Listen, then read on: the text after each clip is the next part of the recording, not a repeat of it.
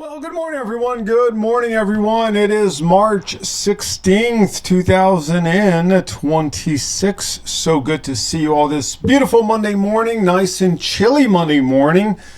I knew it was going to get cold, but, from 94 degrees yesterday to pretty freezing this morning, it is crazy.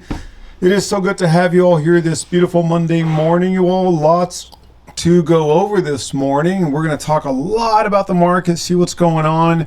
We, of course, have been on the leading edge of the market, knowing exactly what's happening with demand. I started off the year, the first meeting of the year was why I am bullish for 2026 Austin real estate, and the numbers are confirming that. Really encouraging to go over what's happening with pendings, activity index, open house traffic. Was talking to a few of you that hosted open houses this weekend. I mean, numbers that are just numbers that we haven't seen in years. 20 people into open houses, multiple offer situation. Even the listing that I just put on the market in 4 or 5 on Friday, a lot of people reaching out, requesting more information, really good traffic. So it's great news. Really excited for 2026 first quarter starting off really nice and positive. And I do want to remind you all that every morning, even on weekends, I post the summary of what's happening year to date. Now we can see that new listings, this is from this morning, and it captures all activity from January 1st all the way through March 15th. New listings down at 2%, and pendings are down by only 0.5%. Now we know that pendings are always going to be a little bit lagging because agents can update that pending category, and that includes active under contract plus pending. They'll update that for the next 2-3 weeks. When we see a negative 0.5%, it really means that it's positive. That's really important to discern. And the fact that pendings are now significantly lower, or the difference, the gap is just not even there. So it's a positive market right now. We're in a situation where more properties are being absorbed by the market that are coming into the market. And that is something that we have not seen in a while. And eventually that new listing to pending ratio will absolutely reflect that. And I cannot wait to share with you some of the historical numbers when it comes to that. We are really encouraging. Bottom line, encouraging. Let's go ahead and get started by updating that new listing to pending ratio. Keep in mind, you all, that at 11:59 p.m. today, new price increase, price drop back on the market. It'll lock, and then we will keep on updating the active under contract and the pending for the next few weeks. And we are going to start by updating the active under contract for March 2nd all the way through March 9th. And that number stays the same as 619. Let's take a look at the pending. And this is going to go up to 449. Just give me 1 second here so I can update this. 449. Let's go back 1 week. This is going to be from the 23rd all the way to the 2nd. This is going to stay at 601. 16 through the 23rd. This is going to go to 563. From the 9th to the 16th, that's going to be 496. And then from the 2nd all the way through the 9th, that's going to be 530. And I'm going to go one more week, 26th to the 2nd. That's going to be 449. We're all updated. This is all good to go. And I'll take a look at the past few weeks. Super encouraging. From February 16th through February 23rd, the ratio is settling in at 0.90. Exactly the same week last year, it was 0.84. 0.85 a week later. Last year, 0.76. 0.66 last week, or 2 weeks ago. We updated this last week for 2 weeks ago. A year ago, 0.63. To put it in perspective, since the beginning of the year, we have had 10 weeks, and we're going to update this week. But out of the 10 weeks, 7 out of the 10 weeks we have overperformed last year on this new list and pending ratio. So we are having a way better 2026 compared to 2025, and that's really good news for us. It is welcome to see this renewed activity for Austin real estate. Let us start updating this week. Number of new listings entering the market. Keep in mind, we're still going to have some additional new listings entering the market between now and 11:59 p.m. tonight. That's why tomorrow morning when you check your email, you're going to have the latest and greatest new listing to pending ratio. So be sure to check your email first thing tomorrow morning so that you can see exactly what is going on with that updated new listing to pending ratio. But let's go ahead and take a look at, I'll start updating this. This is going to be 1336. What about price increase? 216 price increase. What about price drop? 1476, 87%, slightly bigger than the past 2 weeks. So a little bit of an increase on the percentage of price drops, which is really interesting. Let's take a look at back on the market. We're at exactly 200 back on the market, 15% holding steady. Active under contract. Whoa, okay, this is good. 479. Keep in mind that last week is when we saw that increase in rates back to the 6.375 from a low of the 5.9. We even saw some rates at 5.875. Now we're at 6.375. We're just going to have to wait and see how that little bit of an increase in rates will affect demand. The good news is, if you look behind me, we are having a fantastic day on the bond market, down 4.4 basis points. So we did erase some of the loss that we experienced on Friday. That's good news. Let's take a look at pending. But before I share pending, let's go ahead and get some guesses. You know the drill. You attend this every Monday morning. Let's go ahead and do the guesses. I need 5 guesses, 5 people to guess how many pendings. Keep in mind, when we update this on Monday, it tends to be a little bit on the slower end, but Charmaine is going to start us off at 235. Kevin is going to be a very bullish 363. Ryan at a slightly bearish 215. 3 down, 2 to go. I need 2 more amazing team price agents to guess. Seth coming in at 202, slightly bearish. Let's go ahead and get one last person to write down your guess on the number of pending that we've had. Bertina closing us off at 299, Anai at 250. Let's go ahead and click on this number. Not bad. 238. 238. A little bit lower than I was expecting, especially when we saw the active under contract at 479, 238. So that does tell us that little bit of an effect on rates. Little bit of a pullback. The big question is, are we going to beat the 0.73 from 1 year ago? Oh, it's going to be really close.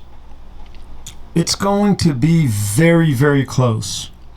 Starting off at a 0.47, I'm going to go ahead and say that we will. I'd say that when it's all said and done and we continue to revisit this number over the next 2-3 weeks, we are going to get to that 0.73-ish or so. Once again, I'm going to be on the bullish side of things, but it is going to be into the 7s. It's not going to go up to the 8s or anything like that. But we are going to, I'd say we're going to beat that 0.73. It's mainly because we're going to get agents that will be updating pendings from previous weeks, but putting last week. 0.7 isn't bad, but we are absolutely noticing a little bit of a pullback right there on the fact that rates went up from that 5.875, 5.99 to 6%. Up to the 6.375 range. That has caused just a slight little bit of a pullback in demand. Let's take a look at the same week last year. We can see that over the past, except for this week so far, but over the past 5 weeks, we have outperformed. Oh, this one is 0, so I'm not going to count that one. That one was flat. But over the past 4 weeks, not including this past one, We have outperformed last year. The good news is that the second week of February, we outperformed it by 10%, which is substantial. It's a 0.9 ratio as opposed to the 0.84 ratio. That's really, really encouraging. On the new listing side of things, we are down by only 104 new listings, which means we are going to turn positive on that. We are going to get an additional 104 new listings entering the market between now 10:14 a.m. all the way to 11:59 p.m. tonight. So we are going to get that 104 increase. We're going to beat price increase. We're going to get 23. We're not going to beat price drops. So it's going to be 2 weeks in a row where we're going to have less price drops this year compared to the same week last year. We already have 16 more back on the market. And we are down 466 pendings. And you know the drill. Agents are really bad when it comes to updating pendings. We are going to get really, really close. Wow, 466. When you put into those numbers, that is a big gap for us to bridge. I'm just going to go with the confidence and say that we are going to bridge that gap, because I have seen the market bridge a gap of 45%, 47%. So we're at 39.4%. I believe the demand is strong enough to actually turn that number positive. Let us update the monthly information, but before we do the monthly for this month, let's make sure that we don't have to update anything from last month. Active under contract, we're good. This is going to be 1836. Let's start updating the new listings, and let's take a look at the new listing to pending ratio so far this month. We are right down in the middle of the month, so this is going to give us really good information on how the month is going to close out. 2655, number of new listings. Last year we had 5,348. 2655 puts us at about 5,300. So we're going to be really close. We're going to be off by just a few dozen listings compared to last year. Number of price increases, 472. Number of price drops, we're looking at 2884. 86%, way lower than that 89%. Might not seem like a big difference. That's a pretty big difference. Last year, 89% of everything that either could have gone up or down in value went down in value. We are now down to 86%, matching March of 2024, 86%. Let's take a look at back on the market. We are at 396 back on the market, 15%, slightly bigger than March of 2025. Active under contract, we are at 1057. And pending so far, we're at 693, and we're going to be at a 0.57 so far for the month. March of 2025, we're at 0.71. At a 0.57 halfway through the month, I mean, something catastrophic would have to happen between now and the end of the month for us not to beat that 0.71. So we're going to beat that 0.71. We're going to have a stronger March here 2026 compared to 2025. It's going to be a repeat pattern that we saw both January and February. January 2026, 0.75. That, of course, beat out 0.69. And then 0.79 beat out the 0.75. So we're going to close off the first quarter of the year outperforming the first quarter of last year, which is really welcome news for us. On the withdrawn side of things, we're looking at exactly 300 withdrawn. And on the expired so far, we are at 139 expired. Let me go ahead and save this. Keep in mind that it'll be updated. The email that you receive later on today will have the updated new listing to pending ratio, and then tomorrow morning you're going to receive another email with a recap showing you the final closeout on new listings, price increase, price drop, back on the market, and whatnot. Let's take a look at some stats here. Let's take a look at the Austin Daily Briefing. Active listings sitting at 14,299. That's going to be a 7% increase year over year. On the pending side of things, we did cross the 4,500.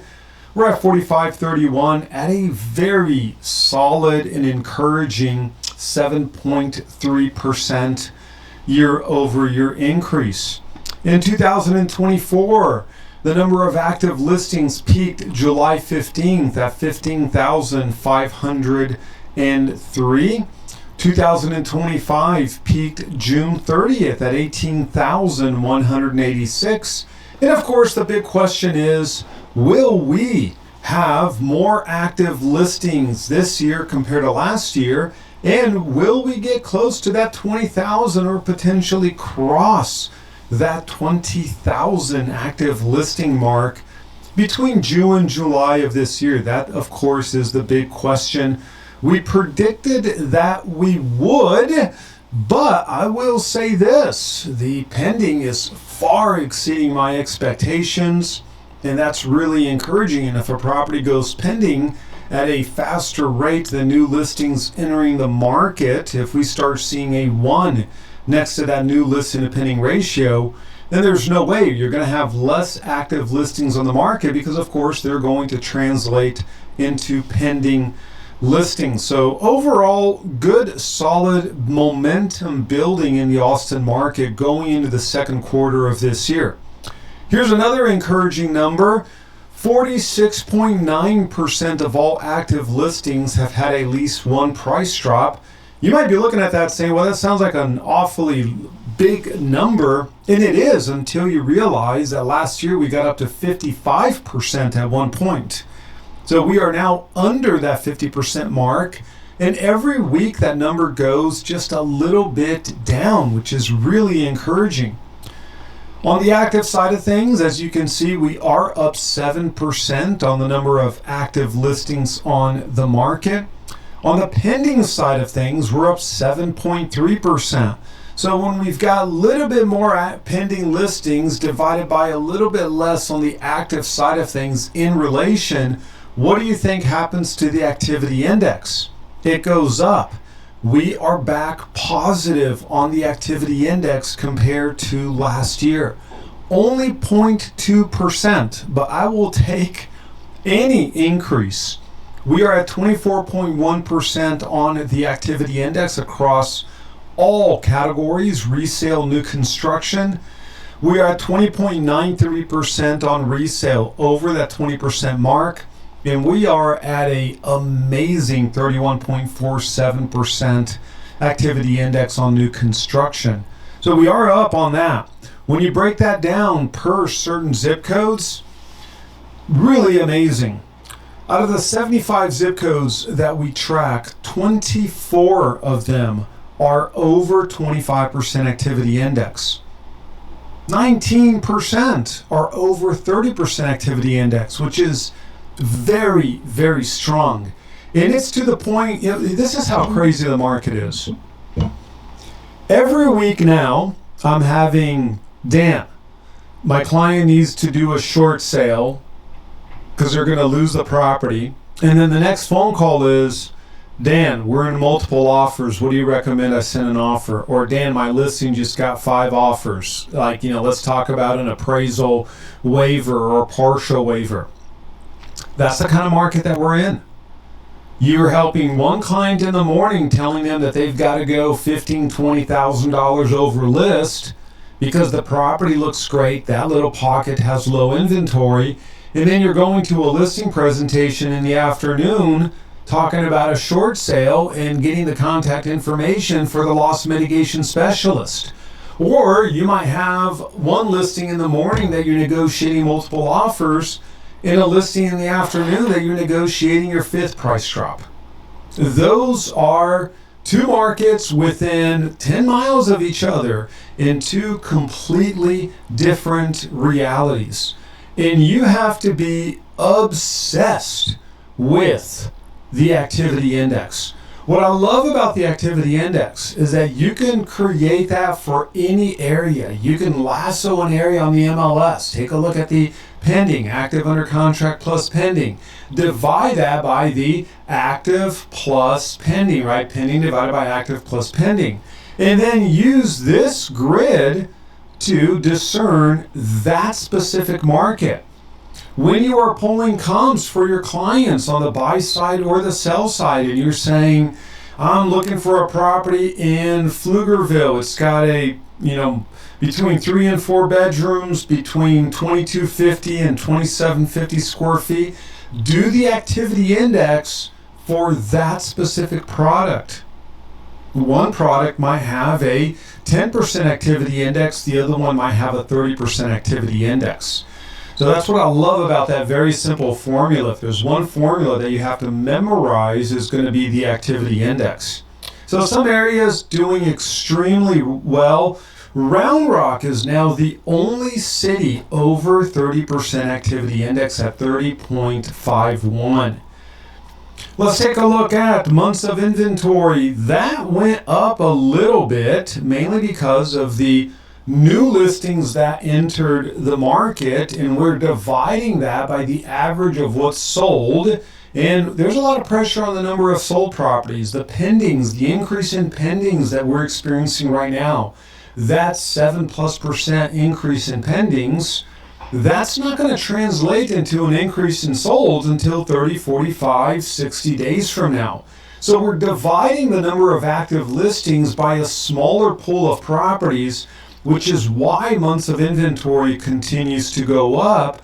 But even within our 75 zip code radius, y'all, the range could not be more eye-opening. From 1.6 to 48. So when someone says, well, what's inventory like right now for Austin? The question is, well, Austin proper, we're just shy of 5 months. Well, what about the Austin area?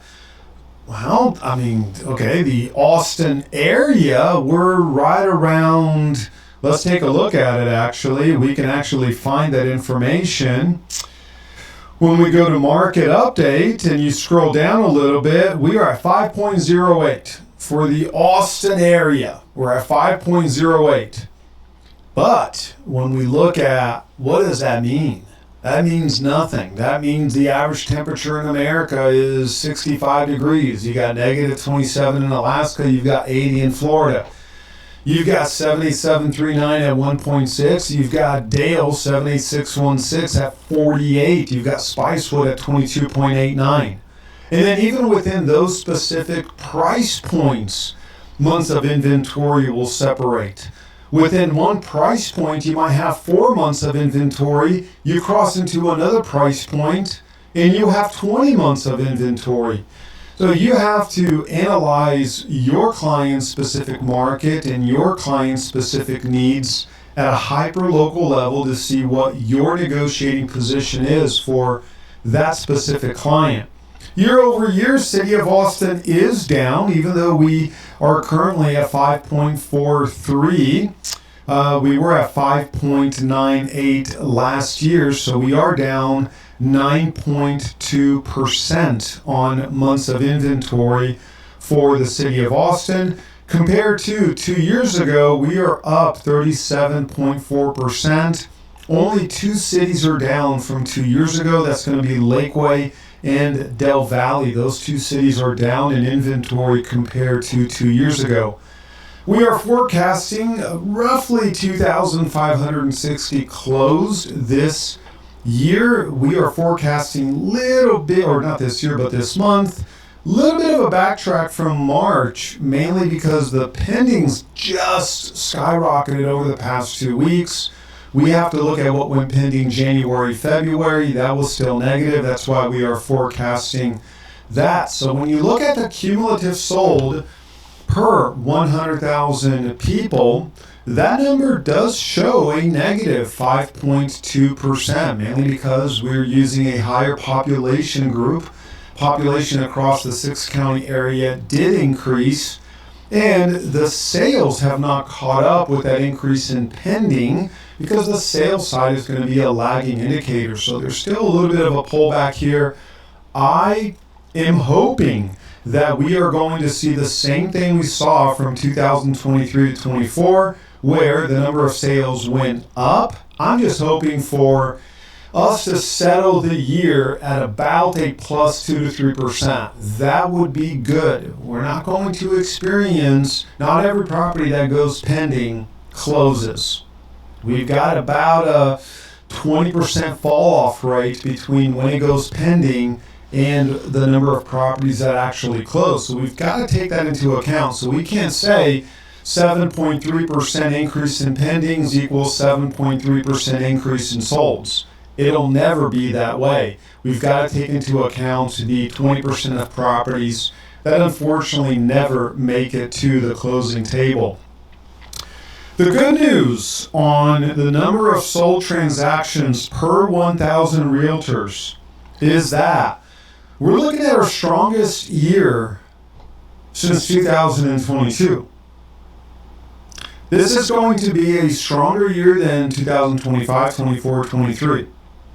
And the number of agents will continue to go down when the market reaches a bottom. Let's say the bottom was third quarter 2025. And it's too early to tell if the market actually reached a bottom. There are a few factors at play right now that we're tracking diligently that could very well cause a second wave, and that's going to be the distressed sale market. And I'm going to talk a little bit about that here in the next few minutes. So there are some forces outside of our control that could cause a wave of inventory to hit the market, distressed inventory, that could very well cause more price drops.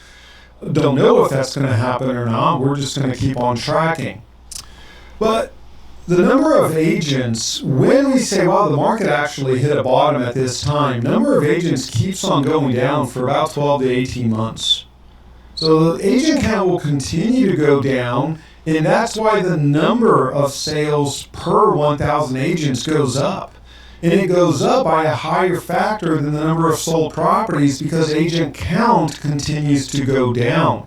So for everyone on the call and everyone listening to the call, way to go. Way to go. You are, you went through the worst, and here soon you are going to enjoy the spoils of war.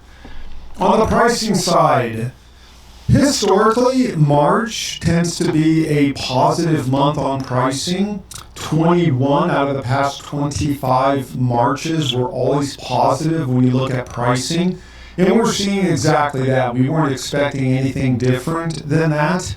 We are positive month over month by a substantial 7.6% on the average closed price. On the median, we are just shy of $450,000, which is exactly the same price from 3 years ago. 3 years ago, 36 months ago, it was $450,000. We're at $449,000, $450,000, just slightly off the median sold price 3 years ago.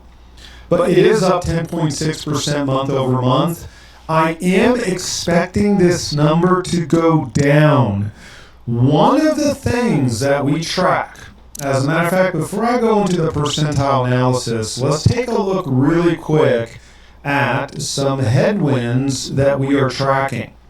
And that's going to be the short sale along with the distressed inventory.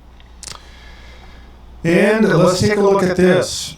March 2025, same day as today, 44 short sale. March 2026, 94. From 44 to 94, we're looking at the trend line. What is the trend line telling us? And we've got more than double. We've got 113% increase on the number of short sale listings within the market. But the part that's not as concerning, that's still a very low number, it's going to be this category, the tax record category, compared to what the MLS is offering. For example, pre-foreclosure tax record is $254. MLS is $12. We're 95.3% off. Auction Tax record has it at $14.97. MLS has it at 8. We're 99.5% off. Bank owned REO, we're at 726. According to tax records, we're at 90 on the MLS. We're off by 87.6%. So overall, what tax record is showing us compared to what the MLS is showing us is off by 95.6%. And the title of this article that I wrote is what? Short sales doubled in Austin. 2,477 distressed properties are hidden from the MLS, and some of them are being listed by out-of-town brokers. Houston MLS is capturing some of the Austin distressed market. There's a broker in Houston that negotiated all listings for a few service providers, and the listings, we can't disparage other agents, so I certainly don't wish to do that, but the marketing could be better. Let's just put it that way. The marketing could be better. What is the name of that article, Dan? The name of the article is Short Sales Doubled in Austin, 2,477 distressed properties are hidden from the MLS. And that was just posted this morning. So this is a headwind that we have to be aware of, that we are certainly tracking. Is, are we going to see this hidden inventory of distressed properties that are on the tax records? Indisputable, they're there. They're just not being marketed, and they're not affecting comps. Now, banks did learn their lesson from 2008, 9, 10. They are purposefully trying to sell these properties off market, taking the loss off the MLS so that it doesn't affect comps. That is happening. I know that's happening. But that's a big difference. When 95.6% of the market, that market is hidden, that's a pretty big deal. And when people are relying exclusively on the MLS data, and they're like, well, we're not seeing this distress thing going on like it did in the past, so it's not there. My point is, well, it's there. It's just being hidden. Like, we're just not seeing it. A big purchaser of the distressed market were institutional investors. Well, guess what was just passed on Thursday? A ban on institutional investors. So at one point, these service providers are going to say, well, I can't sell it to BlackRock, I can't sell it to Citadel or to Invitation Homes, so let me go ahead and just put it on the market. Let me try to put it on the auction site, whether it's Zomi or auction.com or Realty Bid. And then as soon as they're not able to sell it through those platforms, well, now let me put it on the MLS.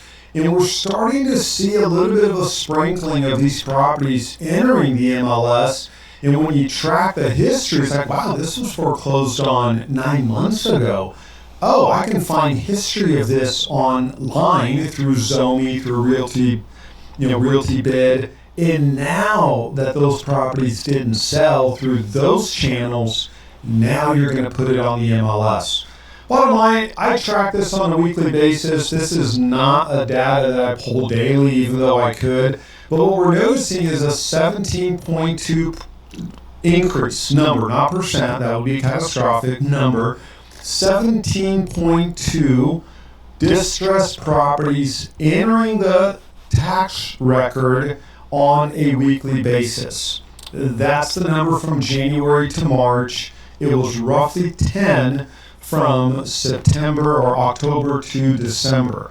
So it went from 10 a week, fourth quarter 2025, to 17.2 a week, first quarter 2026. So one of the things that we're tracking, one of the things that we need to be on the lookout for, keep in mind, it's 75 different markets.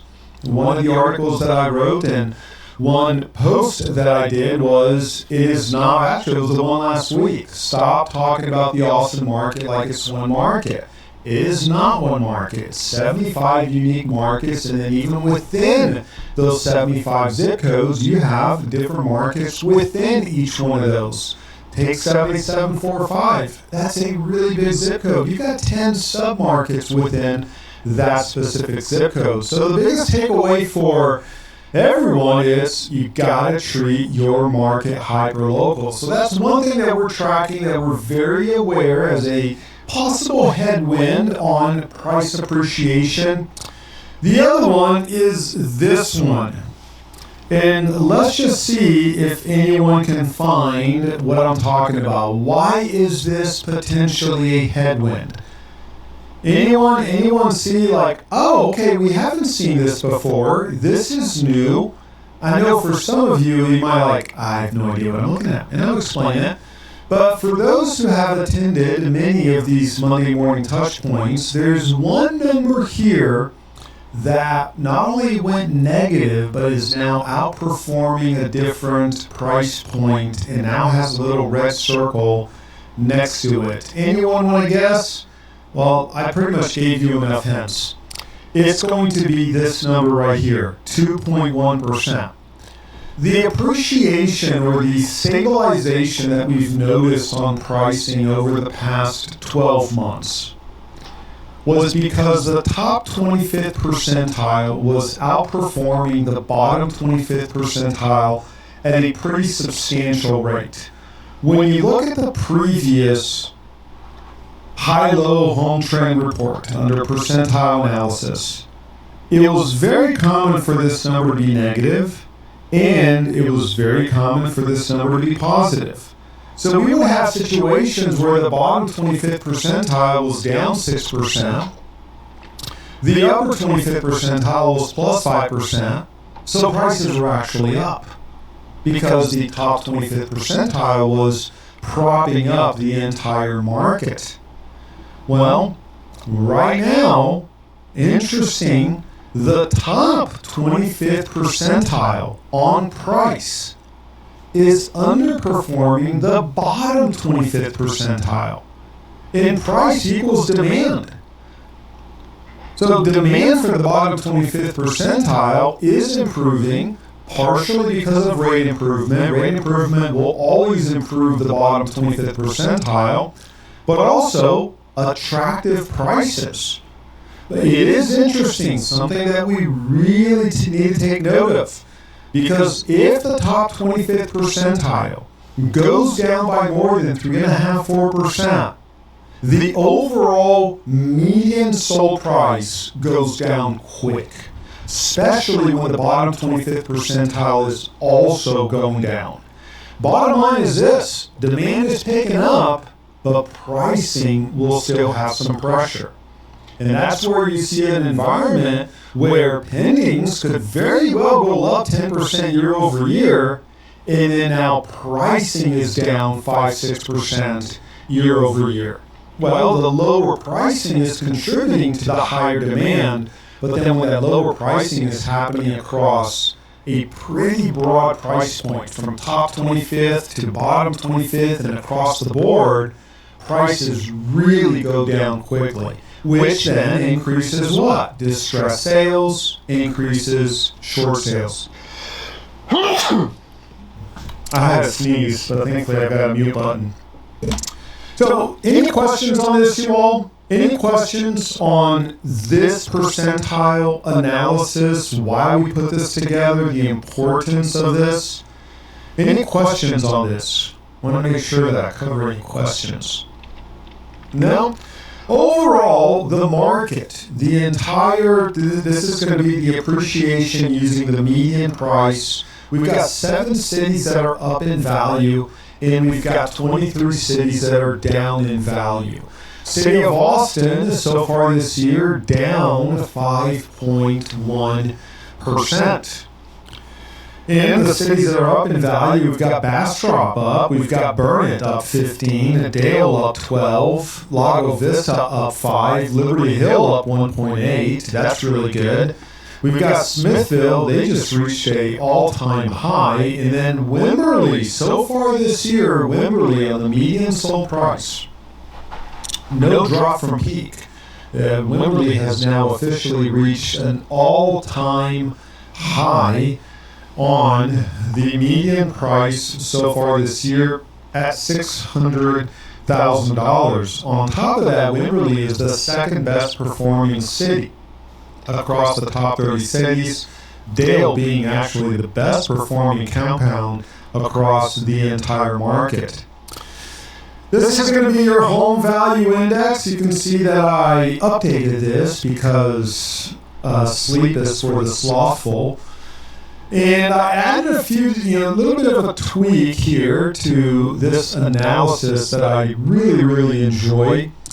What I did is I already had the inflation fair value. So what I do is I just take the 2020 baseline price and I adjust that for inflation. So if real estate could only go up or down based on inflation, the 316,283 has a buying power of 399,688 today, which means that the median sold price, this is going to be the median sold price over the past 90 days, is only 1.3% higher than pre-pandemic pricing adjusted for inflation. And then what I do is I decided to add a column which I'm calling it the trend fair value, and that's markets don't appreciate just based on inflation. Markets do have their own unique appreciation. For example, the Austin market has actually outperformed inflation. The compound appreciation of the core city of Austin, is 4.8%. So my goal behind adding this column was, well, if we use the compound appreciation going back to the 2020 baseline, what would be the price? Not the insane peak that we saw during COVID, but just that return to mean mindset, right? I'm a big, as you know, a mean regression theorist, that over time values return to the mean. That's what this does. So if we were to apply the historical appreciation to the Austin market using 2020 baseline, then the value would be 403. Well, then we're only off by 0.4%. So I would put the entire market right now as a fairly valued market. This is for the entire market. And then you take a look at the city of Austin, fairly valued. It's up by 4.5% using the inflation model, but it's actually down by 1% using the compound appreciation, the historical proven 20-year compound appreciation. That would mean that the city of Austin, the core city of Austin, is 1% cheaper today than using the 2020 baseline, simply adjusting based on the historical compound appreciation. Of course demand is increasing. Why wouldn't demand be increasing? Because it is a fairly valued market. You look at Buda, fairly valued. So bottom line is we've got 17 cities that are still historically overvalued. We've got 13 that are fairly valued. We've got one that's undervalued, and that's going to be Lockhart. That's undervalued.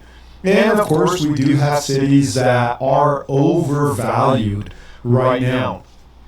So I love this resource. For me, it's an absolute lifesaver. By the way, overvalued doesn't mean that demand is going to drop. Doesn't mean that prices are going down.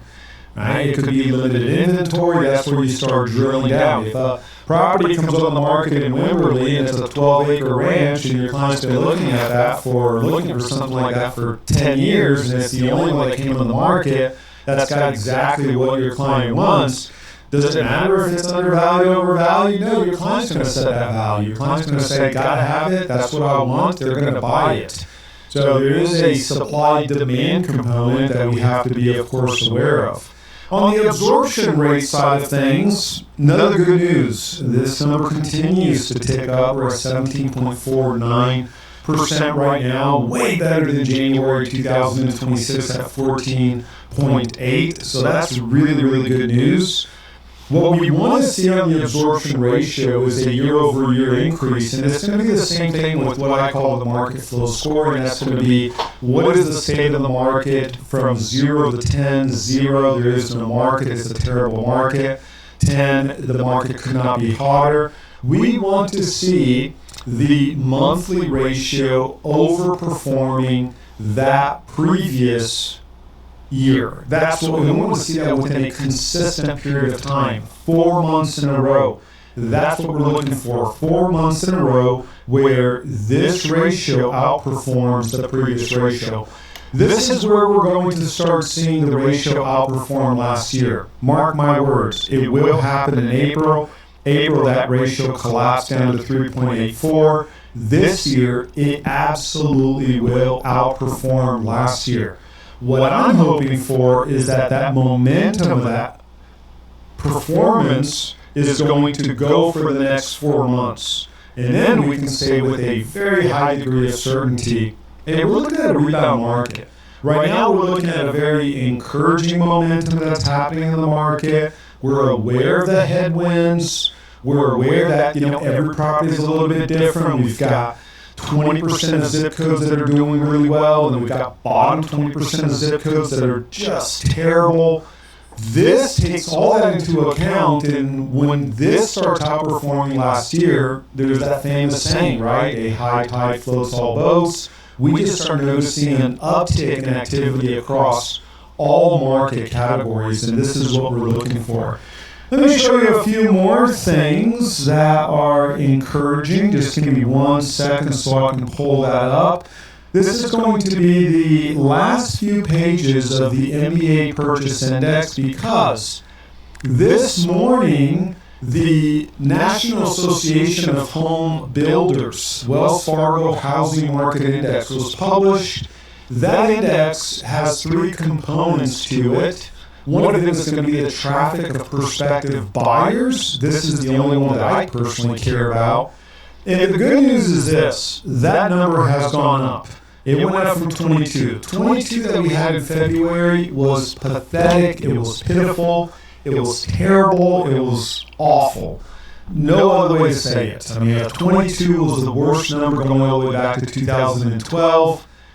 It's now 25. So now we can say, wow, we actually outperformed last year, which was 24, by a little bit. What I'm looking for is we're no longer seeing like this, wow, there's another 20% drop, that's terrible.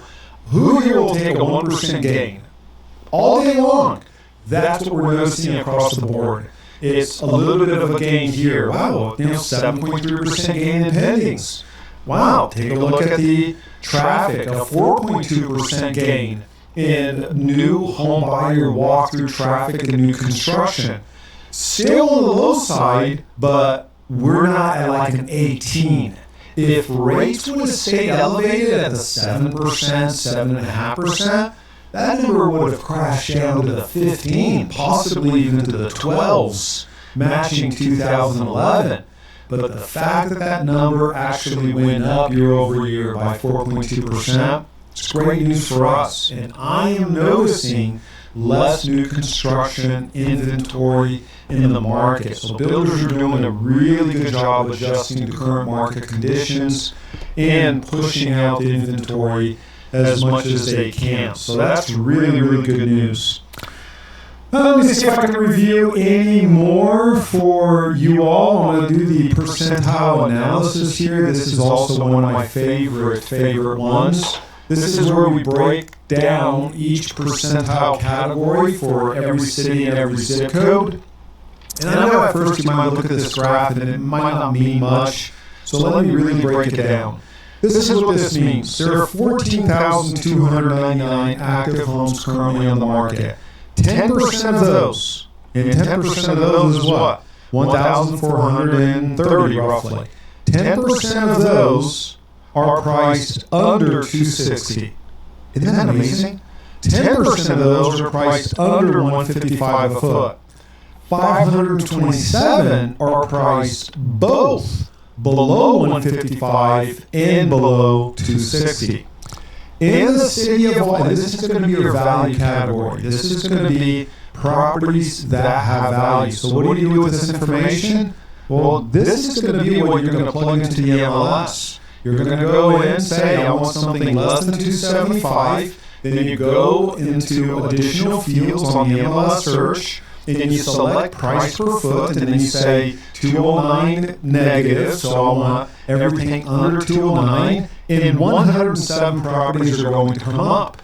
This is going to be that list that you're going to share with investors. If you've got an investor looking for a 3.2, 1,600 square foot property as an investment, this is going to be your value category. How do I know that? Because this is how I sold properties to investors. This is the little trick to find that value category under 10 percentile, where it matches both the 10 percentile price per foot and the 10 percentile price. So this right here gives you the breakdown. And this is where you're going to find that resource that I hear recently updated. Actually, let me keep on going. We spoke about this. This is where you're going to find not only the high-low for all zip codes, but also for all cities. And then you're going to find this. I like to call this my kind of Christmas tree chart.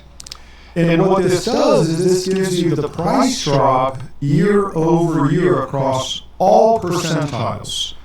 Price drop year over year. And this little heat map shows you which cities are going up in value around which price point, and then which cities are going down in value.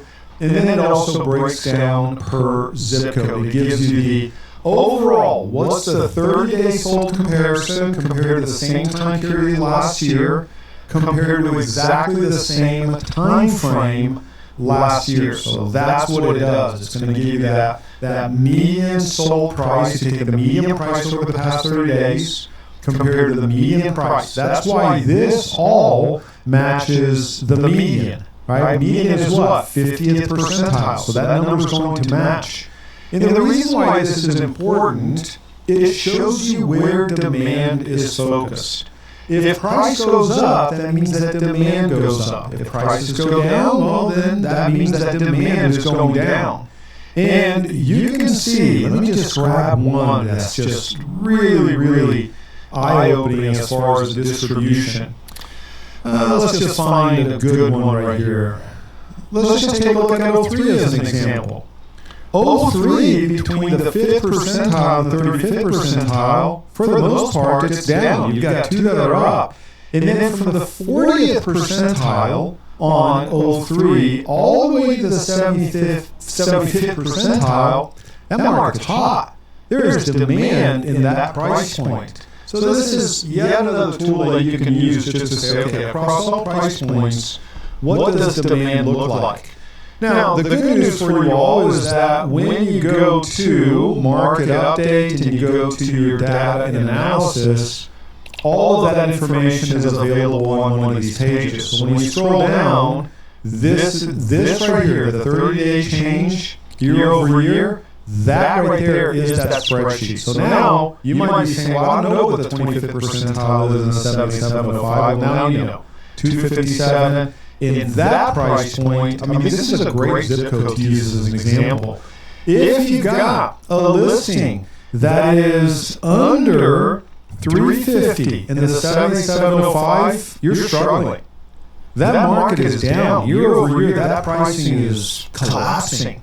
And then you cross that 376, 369, and prices are up. Like that percentile is up, which means demand is up within that specific price point. So really interesting way to look at data.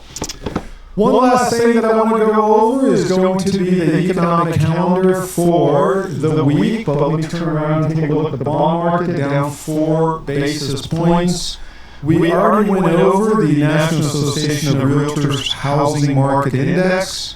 Once again, the previous was 37. The forecast was down. Actually, we went up 38. One of the components of that is going to be the new home buyer walkthrough traffic. That's what we discussed. We had a little bit higher 6 and 3 month auctions. We've got pending home sales tomorrow.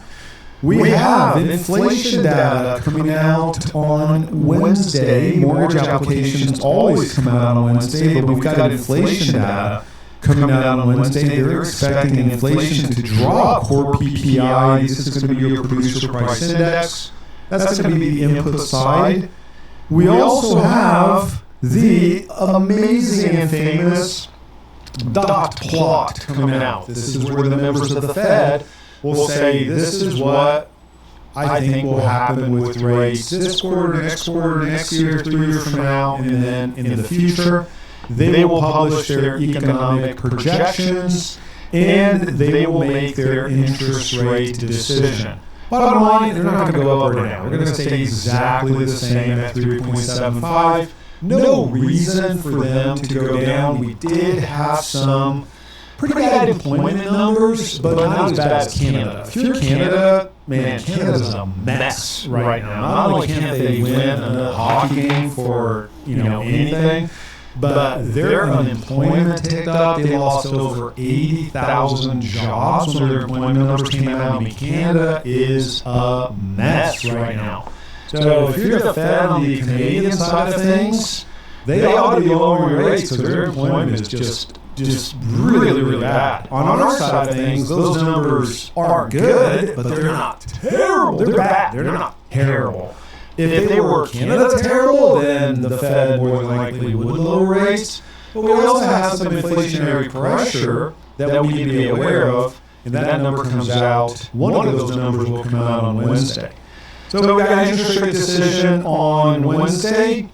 On Thursday, we've got a lot of real estate. We've got new home sales. We've got building permits. We've got a lot of auctions going on. Really Friday. Nothing's going to happen Friday other than oil rig count. It affects Texas, but it doesn't affect us real estate wise. And then on Saturday, Chairman Powell, great leader, will speak on Saturday in preparation next for week. Next week's also going to be a big week. We've got more inflation data expressed on import-export pricing. And then we've got Michigan University sentiment, consumer expectation. And then going into 2 weeks from now, that's when we have more real estate information, the Standard Schiller Index, how Boston compares to the top 40 cities, and then all cities across the country. And that is your touch point. Do you have any questions, comments, criticisms, or complaints? Any questions,